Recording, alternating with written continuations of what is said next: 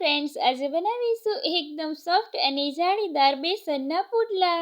એના માટે એક બાઉલની અંદર 3 કપ જેટલું બેસન એડ કરીશું. તેમાં 1/4 ટીસ્પૂન હળદર, 2 ટીસ્પૂન જેટલું લાલ મરચું પાવડર, 1/4 ટીસ્પૂન હિંગ અને સાથે સ્વાદ પ્રમાણે મીઠું એડ કરીશું.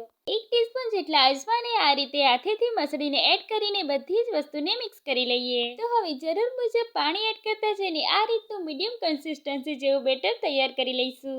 બેટરને 15 મિનિટ સુધી રેસ્ટ આપીશું.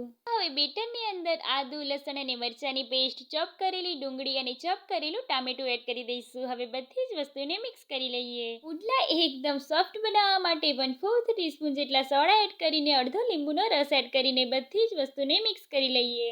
તો હવે નોનસ્ટિક પેનને ઓઇલથી ગ્રીસ કરી લઈશું અને પુડલાનું બેટર એડ કરીને પુડલા પાથરી લઈશું. ગેસની ફ્લેમ સ્લો ટુ મીડિયમ જ રાખવાની છે. આ રીતે આપણે પુડલા પાથરી લઈશું. તો હવે પુડલાને આપણે બીજી સાઈડ્સમાં કરી લઈશું અને બંને સાઈડથી ગોલ્ડન બ્રાઉન થાય ત્યાં સુધી તેને કૂક કરી લઈશું. તો તૈયાર છે આપણા એકદમ સોફ્ટ અને જાળીદાર બેસનના પુડલા. તો તમે પણ ટ્રાય કરો. ફરી મળીએ નવી રેસીપી સાથે. આવજો.